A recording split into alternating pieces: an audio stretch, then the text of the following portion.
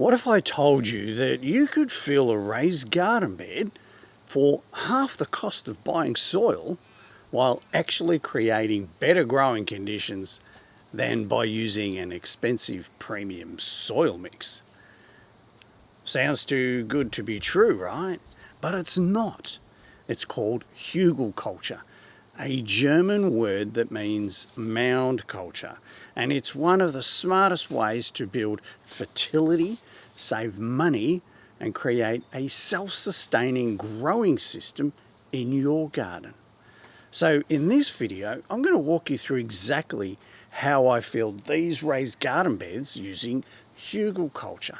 And I'll show you the layering technique I used, why I watered between each layer to speed up settling, and how I finished it with a special compost mix that'll give my plants that best possible start. So here's what we're going to cover today. First, I'm going to explain what Hugelkultur actually is and why it works so well. Then I'll show you the step-by-step process I used to fill these beds from the cardboard base all the way up through to the final mulch layer. We'll talk about why I added perlite and vermiculite to the compost mix and why I choose to mulch before planting instead of after. I'll also break down the cost savings, and spoiler alert, it's significant. And I'll address some of the common concerns people have about Hugelkultur, like wood stealing nitrogen from your soil and how much the bed will settle over time. And if you stick around to the end, I'll tell you how deep your soil layer needs to be above the wood to grow pretty much any vegetable you want, and how these beds will actually get better every single year and decade. Come on, let's get into it. All right, so let's start with the basics. What is Hugelkultur, and why would you want to do this instead of just filling your bed up with soil? Hugelkultur is an old European technique. It's been around for centuries, where you bury wood and organic matter in a mound or raised bed, and then cover it with soil and plant on top of that. The idea is simple. As the wood slowly decomposes over time, it acts like a sponge, soaking up water and releasing it slowly to your plants. It also creates habitat for beneficial fungi and microbes. These release nutrients as it breaks down, and it improves the structure of your soil year after year. Think about what happens in a forest. When a tree falls and starts to rot, plants start growing on and around it. The decaying wood holds moisture, feeds the soil with nutrients, and creates this incredibly fertile micro ecosystem. Hugelkultur is basically recreating that process in your garden bed. Now, the benefits don't all happen immediately. In the first year or two, the wood is mostly just taking up space and starting to absorb water. By year 3 to 5, the wood becomes sponge-like, and that's when you really start seeing the magic. Less watering, better moisture retention, healthier plants, more vigorous growth. By year 5 to 10, you're at peak productivity. The wood is partially decomposed into humus. The soil is rich and fertile, and this system basically runs itself. Some people report not needing to water their Hugelkultur beds at all after the first few years because the wood holds so much moisture. And here's the kicker. It lasts for decades. Studies on Hugelkultur beds show that they can remain productive for 20 years or more as the wood slowly breaks down. But beyond the long-term benefits, there's an immediate practical reason to use Hugelkultur. It saves you a heap of money on soil. So let me break down the cost savings, because this is one of the biggest reasons I do it. This bed is 2.7 metres long, 90 centimetres wide and 40 centimetres deep. If I filled the whole thing with soil, I'd need just under 1 cubic metre. That's about 970 litres. Here in Melbourne, quality garden mix costs anywhere from $80 to $90. So filling this bed completely with purchased soil would cost me around $75 to $85, depending on where I buy it. But with Hugelkultur, I only filled about half the bed with that soil. The bottom half is wood, branches, logs, firewood, stuff I already had lying around from tree pruning in previous projects. And that was all free. So instead of spending $75 to $85, I spent about $35 to $40 on soil. That's a saving of around $40, or roughly 50% of the cost. Now, if you don't have free wood lying around and you have to buy it, the savings are obviously going to be less. But even then, firewood or wood chips are usually cheaper than soil. And if you're building multiple beds, those savings do add up fast. But for this bed alone, I saved about $40. If I built 5 beds like this, that's $200 saved. 10 beds, $400. You get the idea. And remember, you're not just saving money, you're building better soil that will improve over time, hold more water, and require less maintenance. But before we go on, can you do us a favour? Can you hit that like and subscribe button? It won't cost you anything and you won't get any spam from it. Your little click is just the fuel that our videos need to keep our channel growing. Alright, so here's how I actually fill this bed step by step. The first step, I used cardboard. I started by layering down a few layers of cardboard I saved across the entire bottom of the bed. This acts as that initial weed barrier, and it does break down over time, and when it does, it adds additional carbon to the soil. And it also helps to stop the grass from creeping up into the bed from below. Just make sure the cardboard overlaps so there are no gaps. You don't want those weeds sneaking through. The second step is using smaller mulched branches. So here you can see that I added a layer of small branches from a tree I'd recently pruned. Now here's a trick I learned. Before I put all the branches in, I actually run them over with my lawnmower a couple of times. This mulches them up into smaller pieces, which helps settle quicker and fills in the gaps. The smaller pieces, the faster they start decomposing and the less spring you get back when you start adding soil on top of it. Once the small branches were in, I then added a layer of soil on top and then hosed that down thoroughly until the water was pooling on the surface and soaking through. This is a key part of my technique, and I'll explain why in a second. So in the third step, I started introducing the larger branches and tree trunks. So after those small branches were covered and well watered, I started adding the next size up, the larger branches and the small trunk sections. I arranged them in carefully to minimize any air pockets, almost like a game of Tetris. You want to try and get them packed in as reasonably tight as you can. And then again, soil on top, soak it down thoroughly. And the fourth step are the bigger firewood chunks. I added old firewood pieces I had lying around from a tree that was cut down a while back. These are the bigger pieces, and they're proper logs. Same process, arrange them, fill the gaps with soil and water it in thoroughly. Now here's why I'm doing this watering step between every layer. It speeds up the settling process. Hugelkultur beds are notorious for settling over the first few years as the wood decomposes and the soil works its way into all of those gaps. But by soaking each layer as I go, I'm actually encouraging the soil to fall into those spaces immediately instead of having to wait around for the rain to do it gradually over the next few months. This doesn't eliminate all settling completely. The wood will continue to break down and the bed will sink over time, but it minimises that initial drop and gives me more stable base to plant into right away.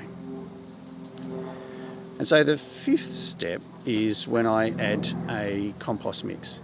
So once I've completed all of the layers and we're done with adding soil covering them, I mixed up my top layer. This is where I did get a bit fancy. I mixed equal parts of quality compost with perlite and vermiculite. Let me explain why. Perlite is a lightweight volcanic rock that's been heated until it expands. It improves drainage and aeration in the soil. It prevents compaction and keeps the soil structure light and fluffy so roots can move through it easily. It's pH neutral, so it won't affect your soil chemistry. Vermiculite is a natural mineral that's actually amazing at holding water. It can absorb 3 to 4 times its own weight in moisture. It also holds onto nutrients and releases them slowly to the plant roots. Research shows that adding vermiculite to compost can increase the nutrient exchange capacity of your soil by up to 44%, which basically means your soil can hold and deliver more nutrients to your plants. When you combine perlite and vermiculite in your compost, you get the best of both worlds. Good drainage so your roots don't get waterlogged, plus excellent moisture retention so your plants don't dry out between waterings. Studies show that this combination reduces watering frequency, improves seed germination and increases overall yields. So I spread this compost perlite vermiculite mix across the top as a thick layer. And step 6 is the final soil layer. On top of the compost mix, I added one more layer of the quality soil.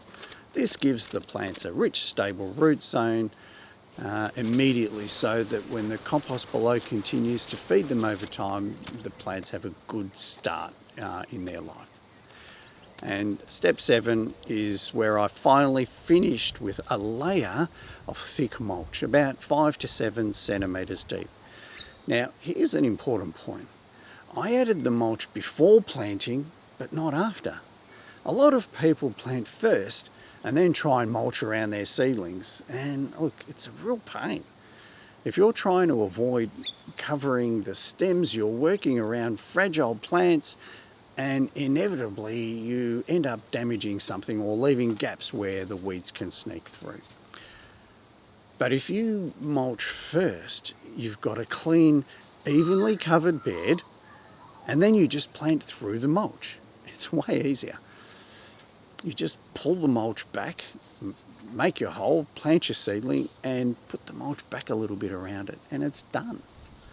And the benefits of mulching are huge. Research shows that mulch beds have twice the soil moisture of unmulched beds. They're 8 to 13 degrees cooler in summer, which prevents heat stress and stops cool season crops from bolting too early. Mulch reduces weeding time by about 2/3, and it prevents soil erosion and crusting. It suppresses disease by stopping fungal spores in the soil from splashing up onto your plants when it rains. And it breaks down over time, so it's feeding your soil and improving its structure year after year. Studies show that mulched gardens produce 50% more than unmulched gardens. Now that's a massive difference and worth considering. So yeah, mulch before you plant. Trust me on this. Now, one of the most common questions people ask about hugelkultur is how deep does the soil need to be above the wood layer? And this is important because if your soil layer is too shallow, your plants won't have enough room to root properly. But if it's too deep, you're not getting the cost savings that make hugelkultur worth doing in the first place. So here's what the research says. For most vegetables, the bulk of the root mass is in the top 15 centimetres of soil. Shallow-rooted crops like lettuce, herbs, spinach and radishes really only need about that 15 to 20 centimetres. And they'll do absolutely fine with that. Medium-rooted crops like peppers, carrots and beans, they need about 30 centimetres. Deep-rooted crops like tomatoes, squash and cucumbers prefer a little bit deeper, like up to 45 centimetres or even more. But even they concentrate most of their root activity in the top 30 centimetres. So the ideal soil depth above your wood layer is somewhere between 30 and 40 centimetres if you want to grow the full range of veggies in your garden. In this bed, my final wood layer ended up about 20 to 30 centimetres from the top. So that gives me 20 to 30 centimetres of soil above the wood, which is perfect for most crops, especially the leafy greens, herbs, brassicas and shallow-rooted vegetables. I can also grow peppers, beans and even tomato without any problems. Keep in mind that there are many gaps between each piece of wood, meaning it's not a soil obstructive layer like, say, concrete would be. And look, they do find their way down deeper eventually. And yes, the bed will settle over time, absolutely. The wood and the organic matter in the soil will continue to decompose, and over the next 3 to 5 years, I'll probably see the soil drop by another 10 to 20 centimetres. When that happens, I'll just top it up with more compost or soil. That's normal. It's just part of the process. But here's the thing. As the wood breaks down, it's releasing nutrients, improving soil structure and creating that sponge-like water retention I mentioned earlier. So yes, the bed settles, but it's also getting better. Now let's talk about the two biggest concerns people always comment about hugelkultur. And the first one is nitrogen drawdown. And this is the idea that the fresh wood steals nitrogen from your soil as it decomposes, leaving your plants starving for nutrients. And look, yes, this can happen if you don't prepare properly. Here's what's going on. When microbes break down wood, they need nitrogen to do it. If you bury fresh raw wood and then plant directly on top of it without adding any additional nitrogen-rich material, those microbes will pull nitrogen out of the surrounding soil, and your plants will show nitrogen deficiency, yellowing leaves and stunted growth. But here's the fix. Add nitrogen-rich material between your wood layers. Compost, manure, grass clippings, anything high in nitrogen. That will feed the microbes so they're not competing with your plants for those nutrients.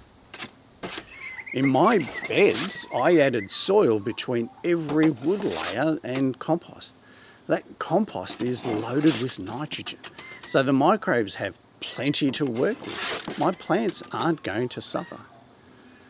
If you're worried about nitrogen drawdown, just make sure you're layering in compost or manure as you build the bed. Problem solved. Settling is the other issue a lot of people like to talk about. And yes, hugelkultur beds do settle, especially in the first few years. As I already mentioned, I watered thoroughly between each layer to minimise that initial settling. But even with that, I'll still see some drop over time as the wood decomposes. Don't forget, all organic matter decomposes. So even if you just added quality compost, as that breaks down, you will also still have to keep topping that up too. Studies show that hugelkultur beds can settle by about 20 centimetres over the first 3 to 5 years. After that, the settling stabilises, and by year 5 to 10, the bed is fully established and highly productive. So yes, you'll need to top up the soil periodically, but that's not a downside. It's an opportunity to add more compost, more fertility, more organic matter. And remember, as the wood breaks down, you're building humus, which is the gold standard in soil fertility. The settling is temporary, but the benefits are permanent. So I just want to go over again what you can expect with this bed over the next few years, because understanding the timeline will better help you appreciate what is actually going on. In the first 1 to 2 years, the wood is mostly just sitting there. It's absorbing water. There's minimal decomposition happening yet. You'll see some settling as the soil works its way between any of those gaps. The bed is functional, but you're not seeing the full benefits yet. In years 3 to 5, this is when things start to get interesting. The wood starts to become sponge-like. Fungi and other microbes will start to colonize it, and the water retention improves dramatically. The bed settles and starts to stabilize. The soil fertility increases as the wood starts releasing more nutrients. This is when you'll really notice the difference. Less watering, healthier plants, more vigorous growth. And then in years 5 to 10 is where peak productivity occurs. The bed is fully mature. The wood is partially decomposed into humus, creating nutrient-dense growing environment. The system is basically self-sustaining. You barely need to water. Fertility is excellent, and this is the payoff. Beyond year 10, most of the wood will have broken down completely, leaving behind rich, dark, fertile soil. The bed will have lowered significantly as everything turns into compost. At this point, you can rebuild it with fresh wood if you want to start the cycle again, or just keep using it as a standard raised bed with incredible soil. The key takeaway is this: Hugelkultur is a long-term investment. You're not just building a bed for this season, you're building soil that'll grow food for you for decades. Before we wrap this up, let me give you a few final tips to make sure your Hugelkultur bed succeeds. First tip, use untreated wood only. Don't use treated pine, painted wood, or anything with chemicals. You're growing food in this, so keep it clean. The second tip is packing the wood tightly. The more tightly you pack your wood layers, the less initial settling you'll have. Take your time arranging those pieces to try and minimize the gaps. The third tip is water thoroughly during the fill. Like I showed you, water each layer as you go. It makes a huge difference in how quickly the soil integrates with the wood. The fourth tip, only plant annuals for the first few years. The settling that happens in the first 3 to 5 years can damage the root systems of perennial plants like fruit trees or perennial herbs. Stick with annual vegetables until the bed stabilizes. Then you can plant perennials around the edges if you want. All right, let me bring this thing all together. Hugelkultur is one of the smartest, most cost-effective ways to fill a raised garden bed. You're using materials that are often free, branches, logs, yard waste, to create a growing system that improves every single year. You save money up front. In my case, about 40 to 50 bucks on this garden bed. That's about 50% of the cost. You don't have to water it as much over time. You build fertility naturally without relying on synthetic fertilizers. And you create a self-sustaining ecosystem that'll support your garden for decades. Yeah, there is some settling. Yes, you need to add some nitrogen-rich material to prevent that drawdown. But these are minor concerns that are easily managed if you build the bed properly from the start. The key steps are cardboard base, small branches first, add soil and water in between every layer. Add compost or manure as you go. Finish with a quality soil layer and mulch before planting. Do that and you'll have a bed that performs beautifully from day one that just gets better every year. Now, I want to hear from you. Have you tried Hugelkultur before? Are you thinking about filling a bed like this? What's been your experience? Have you got any tips that you'd like to share so that we can all learn from your experience? Just let us all know in the comments. We'd love to hear your experience. And if this video helped you understand how to build a Hugelkultur bed properly, please don't forget, hit that like and subscribe button.